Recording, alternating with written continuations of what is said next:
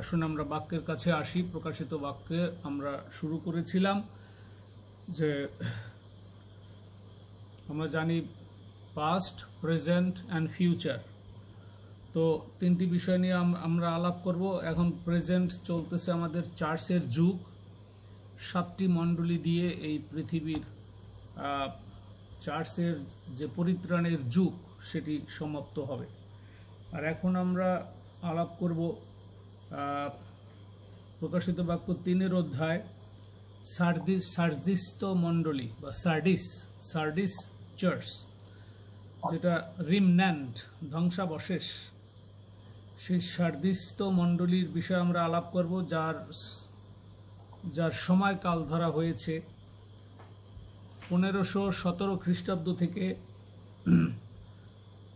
1517 খ্রিস্টাব্দ থেকে 1700 খ্রিস্টাব্দ পর্যন্ত যে সময়কাল এবং সেই সময়ের কি অবস্থা, সেই মণ্ডলীগুলির কি অবস্থা সে বিষয়ে আলোচনা।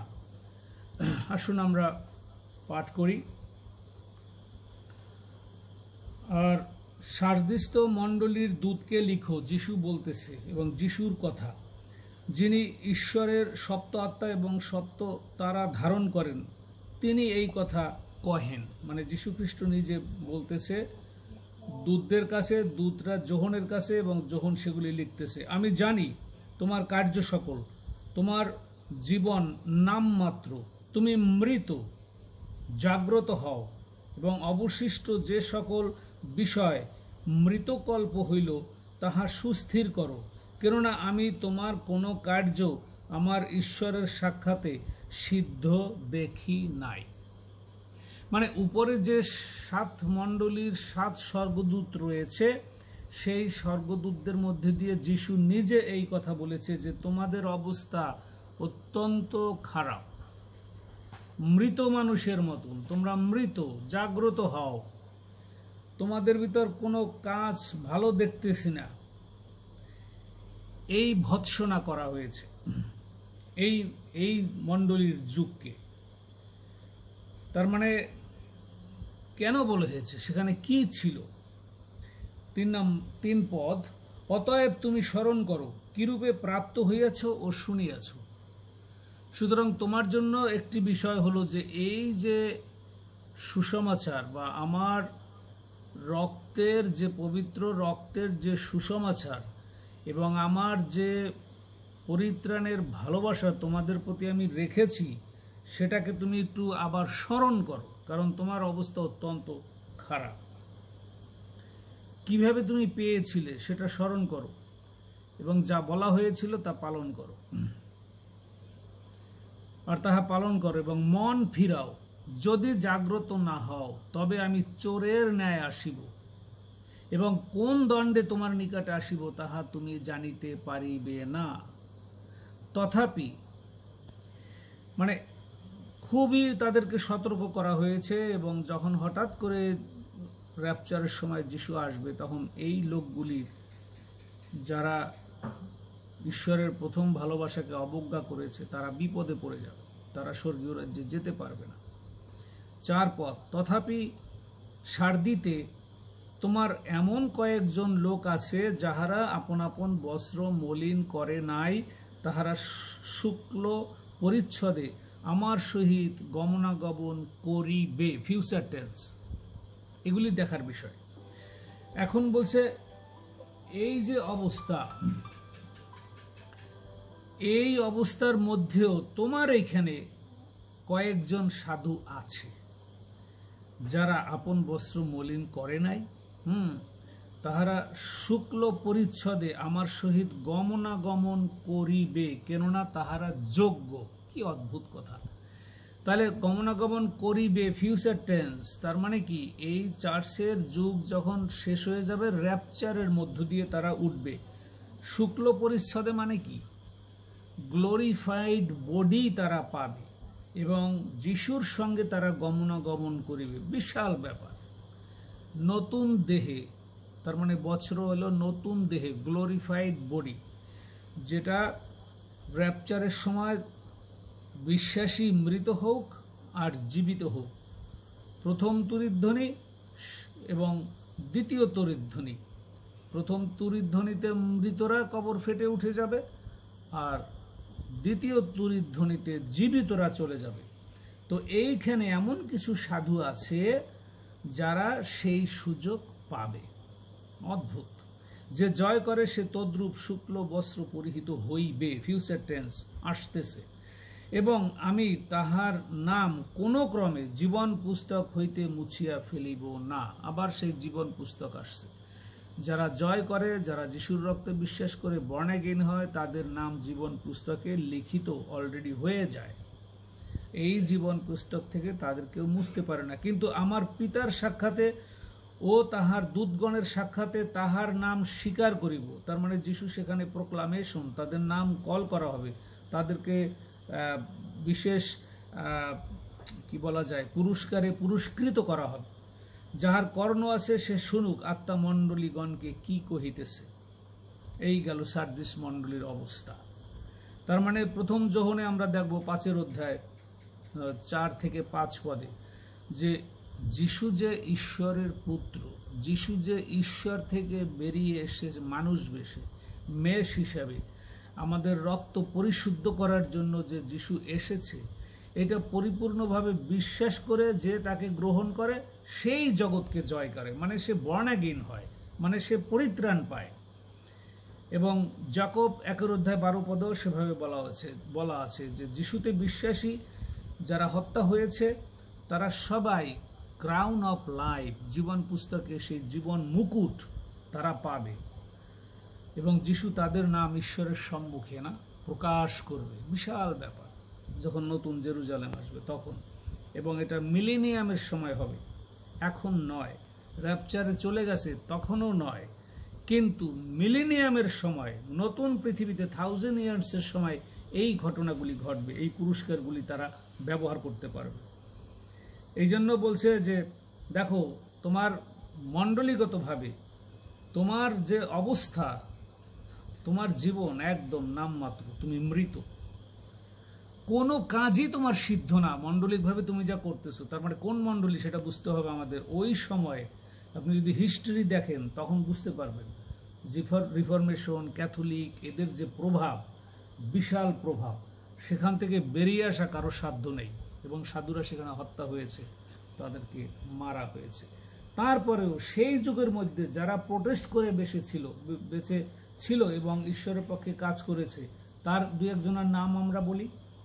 যেমন আমাদের লিডার মার্টিন লুথার, বিশাল ব্যাপার, 1483 খ্রিস্টাব্দ থেকে তার সময়কাল। তাকে বলা হয় ফাদার অফ রিফরমেশন। এই যে মার্টিন লুথারের জীবনী যদি দেখেন তখন দেখতে পারবেন যে তার 95টা থিসিস ছিল, এবং তাকে মেরে ফেলতে চেয়েছিল, এবং তার বন্ধুরা তাকে কিডন্যাপ করে নিয়ে তাকে বাঁচিয়েছে। ঠিক আছে, বিশাল ঘটনা।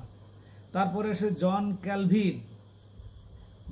ক্যালভিনের তিনিও ফ্রান্সে, সেখান থেকে তিনি কাজ করেছে এই অপশক্তির বিরুদ্ধে এবং প্রথাগত বিষয়ের বিরুদ্ধে। তারা অনেক কাজ করেছে। এই যে সেই সাধুরা যাদের নাম জীবন পুস্তকে। রজার উইলিয়ামস, যিনি প্রথম আমেরিকাতে ব্যাপটিস্ট চার্চ স্থাপন করেন, আমেরিকাতে প্রথম ব্যাপটিস্ট চার্চ শুরু করেন।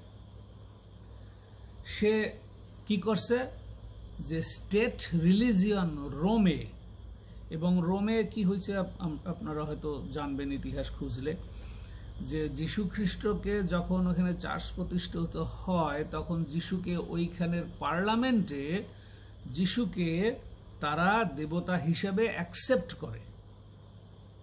তো স্টেট রিলিজিয়ন ছিল জাগতিক প্যাগান ধর্ম, তার মধ্যে থেকে যীশু খ্রিস্টের পুরুষ নিয়ে আসছে, মেরিকে নিয়ে আসছে, যিশুকে নিয়ে আসছে, এবং সেগুলা প্যাগান ধর্মের প্রথা অনুযায়ী চলছিল। এবং সেগুলির থেকে এই রজার্স উইলিয়াম এই স্টেট রিলিজিয়ন থেকে মণ্ডলীকে আলাদা করে নিয়ে আসছিল।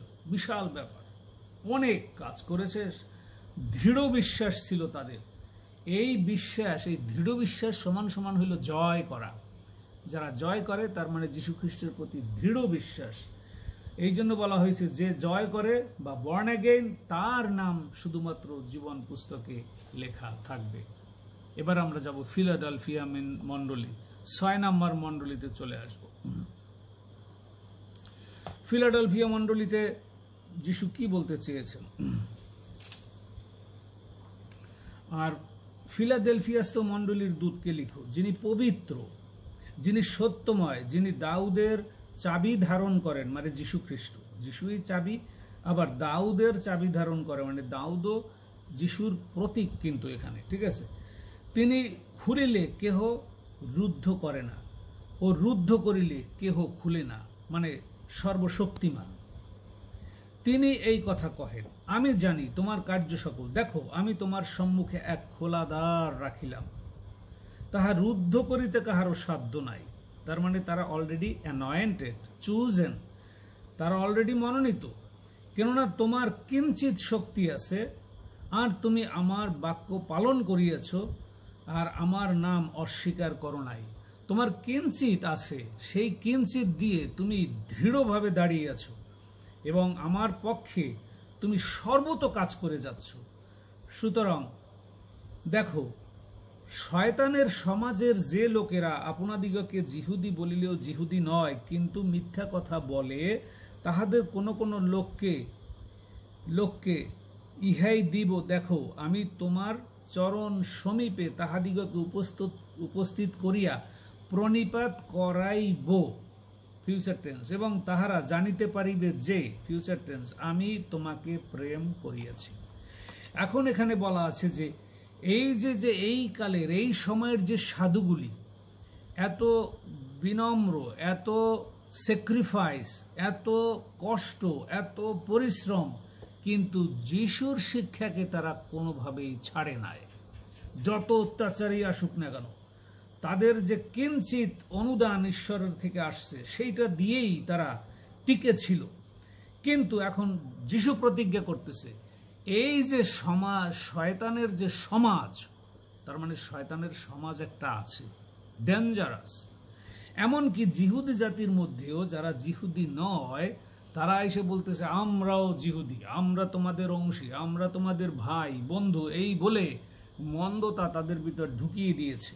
এবং যিশু এবারে বলছে, এই যে কিঞ্চিত শক্তি দিয়ে তোমরা যে আমার সাধু, আমি তোমাদের কাছে এই শয়তানদেরকে প্রণিপাত করাও।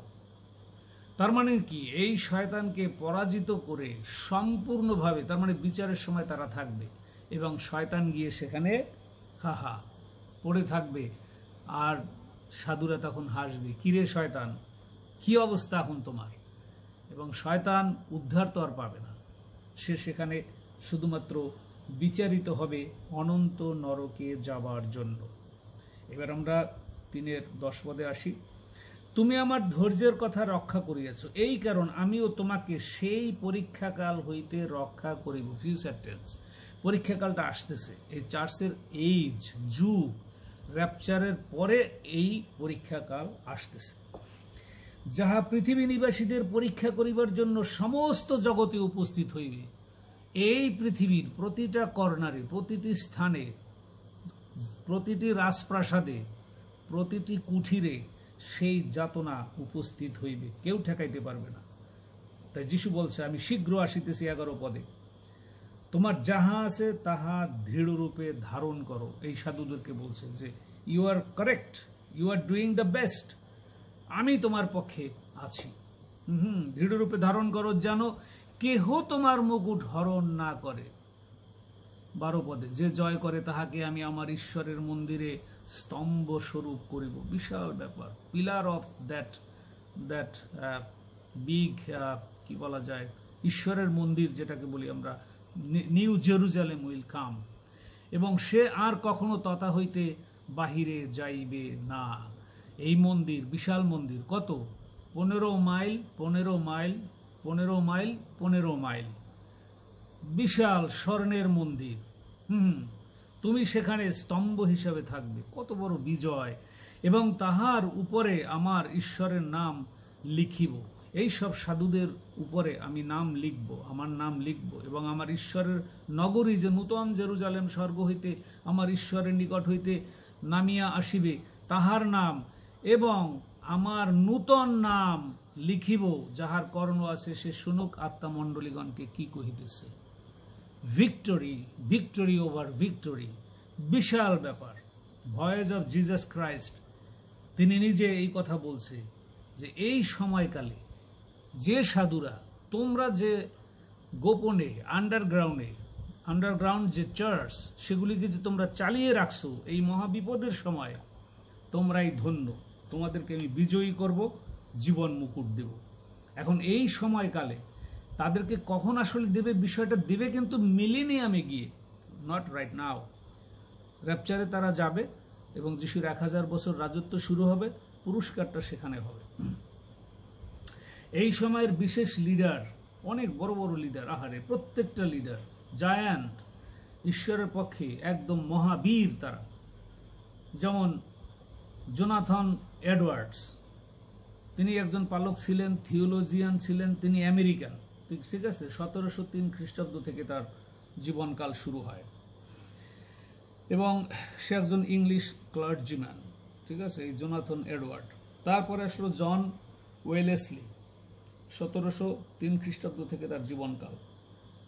এদের জীবনীগুলি পড়লে বুঝতে পারা যাবে যে কি পরিশ্রম তারা জীবনে করেছে। কিছুই তারা চায় না, কিন্তু ঈশ্বরের সুসমাচারের মানে প্রকাশ, প্রচার, ব্যবহার সব করেছে তারা। যেমন জর্জ হোয়াইটফিল্ড, উনি কাজ করেছে, উনি একজন ফাউন্ডার। তারপরে আসছে উইলিয়াম কেরি, উনি 1761 খ্রিস্টাব্দের পর থেকে ওনার জীবনকাল। ডক্টর উইলিয়াম কেরিকে আমরা চিনি যেহেতু আমাদের জন্য তিনি করেছেন, আমাদের জন্য তিনি ইন্ডিয়াতে বাংলা ডিকশনারি বানিয়েছেন, সংস্কৃত ডিকশনারি বানিয়েছেন, সুসমাচার দিয়েছেন, তারপরে সতীদাহ প্রথা তুলে দেওয়ার চেষ্টা করেছেন। তার অনেক নিদর্শন বাংলাদেশে রয়েছে। আমাদের সে একজন কি বলা যায় ধর্মগুরু, এবং অনেক কষ্ট করেছে ইংল্যান্ড থেকে এখানে এসে, তাই না? তার সন্তান হারিয়েছে, অনেক, তার জীবনী বিশাল। এবং অ্যাডোনিরাম জাটসন, তিনি একজন ব্যাপটিস্ট মিশনারি, তারপরে বাইবেল ট্রান্সলেটর, এবং তিনি বার্মাতে প্রচুর কাজ করেছে, প্রচুর, সেই সময়ে চিন্তাই করা যায় না এগুলো। এবং 21 বছর আমেরিকান জেলে তাকে থাকতে হয়েছে, এত কষ্ট। তারপরে আছে জর্জ মুলার, তার নাম আপনারা শুনে থাকবেন, বিশাল ইভাঞ্জেলিস্ট। তারপরে হলো চার্লস ফেনি, তার কথা শুনে থাকবেন। তারপরে ডেভিড লিভিংস্টন, তিনি আফ্রিকাতে প্রচুর প্রচার করেছে, স্কটিশ মিশনারি ছিলেন, হ্যাঁ, এবং তিনি আফ্রিকাতে প্রচুর এই সুসমাচার তিনি ব্যাপকভাবে সেখানে দিয়েছেন। তারপরে চার্লস স্পার্জিয়ন, তিনি একজন বড়, তাকে বলা হয় প্রিন্স অফ প্রিচার্স, তার মানে প্রচারকের নায়ক বলা হয়, 38 বছর, এবং তিনি লন্ডনে বেশি কাজ করেছেন। তারপরে জেমস হাডসন টেইলর, যে তার বাবা মা একটা প্রেয়ার মিটিংয়ে গেল, এবং এই জেমস হাডসন টেইলর তাদের ঘরে একটা ছোট্ট বাইবেল ট্রাক, সুসমাচার, তিনি ওইটা পড়লেন, পড়ে ওই জায়গায় বসে কান্না করে অনুতপ্ত হয়ে যিশুরে গ্রহণ করে সেই যে অনুপ্রাণিত হইল, সে শেষ পর্যন্ত ডাক্তারি পড়াশোনা বাদ দিয়ে সে চলে গেল চায়নাতে প্রচার করতে। বিশাল ব্যাপার, বিশাল। British missionary, China Inland Mission তিনি স্থাপন করে, 200-300 স্টেশনের মতন, 800 মিশনারিজ তার আন্ডারে, 800 মিশনারি, ব্যাপক কাজ করেছেন এই হাডসন টেইলর। বিশাল ব্যাপার, অদ্ভুত। তো এই যে এই সময়ের কালের সাধুরা, মানে এগুলো চিন্তাই করা যায়। এবং তারপরে শেষে আসলো ডিএল মুডির কথা আমরা জানি। DL moody, American evangelist and publisher, founder of moody Bible institute. 17 বছর বয়স থেকে তিনি শুরু করেছিলেন কাজ। কিন্তু আমার খুব ভালো লাগে এই মণ্ডলীর সময়কালের মধ্যে আমার বাংলাদেশে কি কেউ আমাদের ছিলেন না? হ্যাঁ, বিশাল ব্যাপার, ছিলেন। কারা তারা?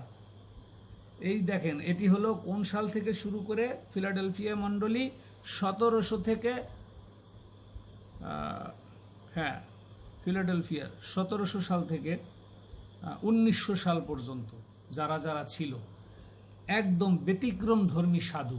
বাংলাদেশে কারা ছিল? প্রিয়নাথ বৈরাগী, বিন্দুনাথ সরকার, রামচরণ ঘোষ, মথুরানাথ বসু, ঈশ্বরচন্দ্র দাস, গগনচন্দ্র দত্ত, অমৃতলাল নাথ, মধুসূদন সরকার, রামকৃষ্ণ কবিরাজ এবং তিনকড়ি চট্টোপাধ্যায় প্রমুখ, আরো অনেকের নাম।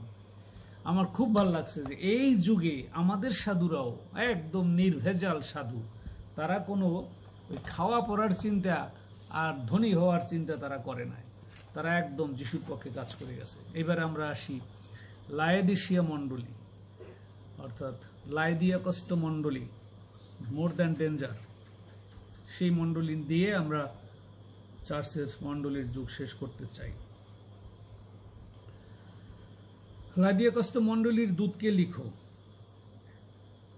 যিনি আমেন, যিনি বিশ্বাস্য ও সত্যময় সাক্ষী, যিনি ঈশ্বরের সৃষ্টির আদি, তিনি এই কথা কহেন, আমি জানি তোমার কার্য সকল, তুমি না শীতল না তপ্ত, তুমি হয় শীতল হইলে নয় তপ্ত হইলে ভালো হইত। এইরূপে তুমি ঈষদুষ্ণ, না তপ্ত না শীতল, এই জন্য আমি নিজ মুখ হইতে তোমাকে বমন করিতে উদ্যত হইয়াছি। মোর দ্যান ডেঞ্জার, যেটাকে কনজিউম করা যায় না, ভমিটিং, বমি আসে তোমার ব্যবহার, তোমার কার্যকলাপ, তোমার মণ্ডলীর যে অবস্থা, এটা দেখলে আমার বমি আসে। এটাকে ঈষদুষ্ণ বলা হয়েছে, অর্থাৎ ইংলিশে বলা হয় লুকওয়ার্ম, LUKE, ওয়ার্ম, WARM, লুকওয়ার্ম, আসক্ত, ছেড়ে আসতে পারে না, ধন দৌলত, বেবিচার, শয়তানি, মন্দতা, এখান থেকে মোটে বেরই হইতে পারে না। সেই গ্রুপ এইটা, সেই গ্রুপ। তুমি কহিতেছ আমি ধনবান, আবার তুমি নিজেকে ধনবান বলো, ধন সঞ্চয় করিয়েছে, আমার কিছুরই অভাব নাই, কিছু জানো না যে, কিন্তু জানো না যে তুমি এই দুর্ভাগা, কৃপাপাত্র, দরিদ্র, অন্ধ ও উলঙ্গ। এটা কেন বলা হয়েছে? কেন উলঙ্গ বলা হয়েছে? অর্থাৎ গ্লোরিফাই বডি সে পাবে না, ইটস ভেরি সিরিয়াস। সে রাপচারে যেতে পারবে না। ও my goodness, say deprive, say apostasy, তার মানে ধর্মীয় পথ থেকে দূরে চলে যাচ্ছে, উৎপথ যেটা বাংলাকে বলা হয়, উৎপথে চলে গেছে সে। আদর্শের মধ্যে, কিছুর আদর্শের মধ্যে নাই, শুধু নিজেকে জাহির করা, ধনী হওয়া। এবং আমি তোমাকে এক পরামর্শ দিই, 18 পদে, তুমি আমার কাছে এই সকল দ্রব্য ক্রয় করো, অগ্নি দ্বারা পরিষ্কৃত স্বর্ণ, যেন ধনবান হও, শুক্ল বস্ত্র, যেন বস্ত্র পরিহিত হও, তার মানে গ্লোরিফাই বডি পাও, এটা আমার লক্ষ্য। আর তোমার উলঙ্গতার লজ্জা প্রকাশিত না হয়, চোখ পুঁতে লেপনীয় অঞ্জন যেন দেখিতে পাও। আমি যত লোককে ভালোবাসি সেই সকলকে অনুযোগ করি ও শাসন করি, অতএব উদ্যোগী হও, মন ফিরাও। এখানে এসে আরো রিভোক করা হয়েছে, দেখো আমি যাদেরকে ভালোবাসি তাদেরকে আমি ধমক দেই, শাসন করি, অনুযোগ করি। এর 20 পদে এসে বলা হয়েছে, দেখো আমি দ্বারে দাঁড়াইয়াছি ও আঘাত করিতেছি, কেহ যদি আমার রব শুনে ও দ্বার খুলিয়া দেয়, তবে আমি তাহার কাছে প্রবেশ করিব ও তাহার সহিত ভোজন করিব, আমেন। এবং সেও আমার সহিত ভোজন করিবে। কোথায়? প্র্যাকটিক্যাল ব্যাপার। যিশু বলছে আমি দ্বারে দাঁড়াই আছি, মানে কি? এটাকে যদি আপনারা বিজয় বাইবেলের হাতে কারো থাকে, বিজয় বাইবেল এক্ষুনি প্লিজ দয়া করে এরপরে চেক করেন যে এই 3 অধ্যায় 20 পদে এইটার অর্থ কি, আমি দ্বারে দাঁড়াই আছি, এটার মানে কি। আমার খুব ভালো লাগছে, বিজয় বাইবেল এটা এত সুন্দর করে বলছে, যেটা আমি ওইটা না পড়ে যে আমি বলেছি, আর যখন পড়ার পরে দেখি যে আমার বলা আর ওই লেখাটা সম্পূর্ণ এক, আমি একটু ভিন্ন আনন্দ পাইলাম তখন। বাহ, চমৎকার। এর মানে হইল তুমি গির্জাঘরে যে এত ড্রাম পিটাইতেছো, এত জাঁকজমকপূর্ণ হয়ে আসছো, এত সুন্দর সুন্দর দামি পোশাক পরে যে প্রতিযোগিতা দিচ্ছ, এবং কে কার থেকে সুন্দরী, এইসব মনের ভিতরে রাইখা তুমি আইসা স্টেজে উঠতেছো। Be careful. আমি এই মণ্ডলীর ভিতরে নাই, আমি মণ্ডলীর বাইরে দরজায় দাঁড়িয়ে দেখতেছি হোয়াট ইজ হ্যাপেনিং ইনসাইড। তুমি ভিতরে কি করিতেছো আমি দেখতেছি, আমি ভিতরে নাই। I am sorry. গির্জাঘরের ভিতরেও সে ঢোকে না, আর অন্তরের দরজারও বাইরে সে দাঁড়িয়ে।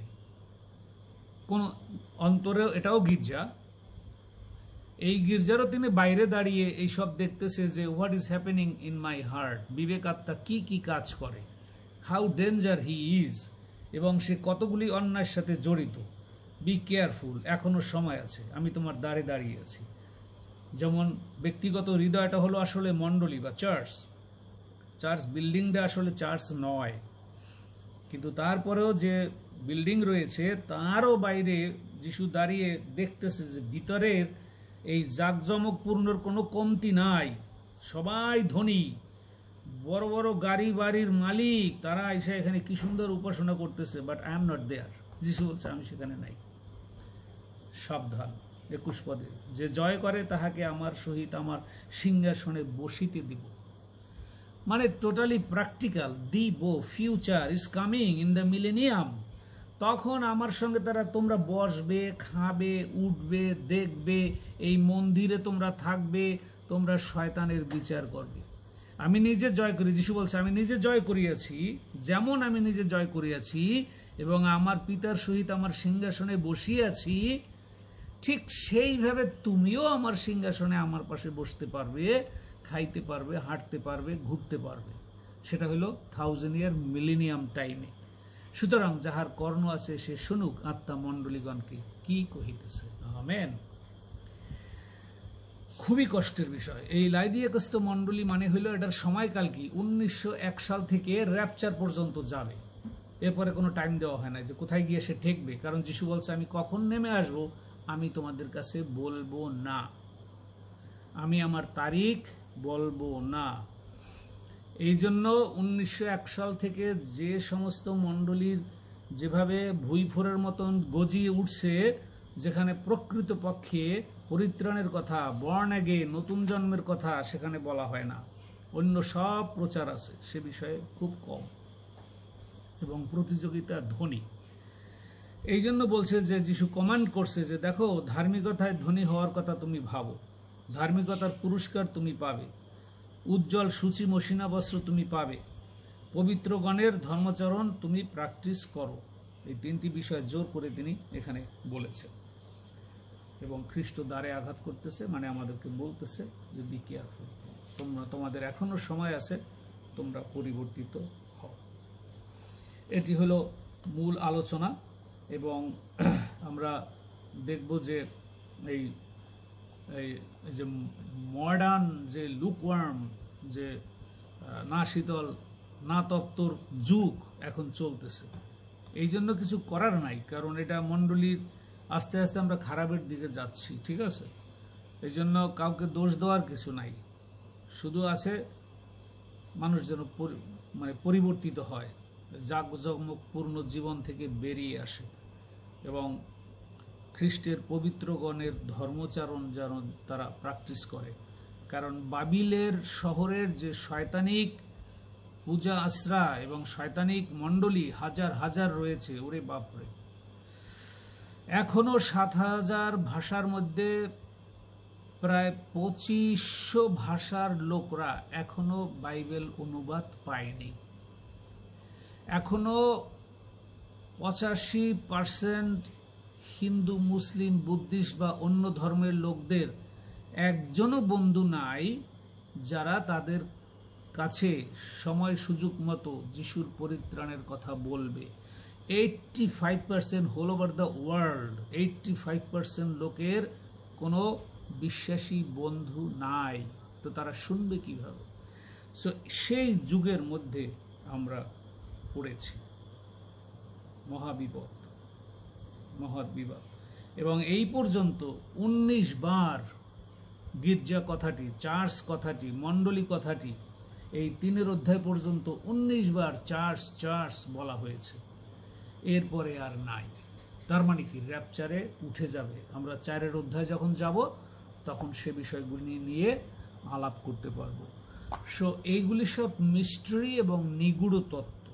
প্রত্যেকটি খ্রিস্ট বিশ্বাসী এবং পালক পুরোহিত যাজকদেরকে এইগুলি জেনে বুঝে যদি গির্জার লেকচার তৈরি করা হয়, সেভাবে যদি শিক্ষা ব্যবস্থা দেওয়া হয়, মণ্ডলীর মধ্যে যদি বাইবেল স্টাডি থাকে, তখন সবাই সুন্দর বিশ্বাসী হয়ে বেড়ে উঠবে।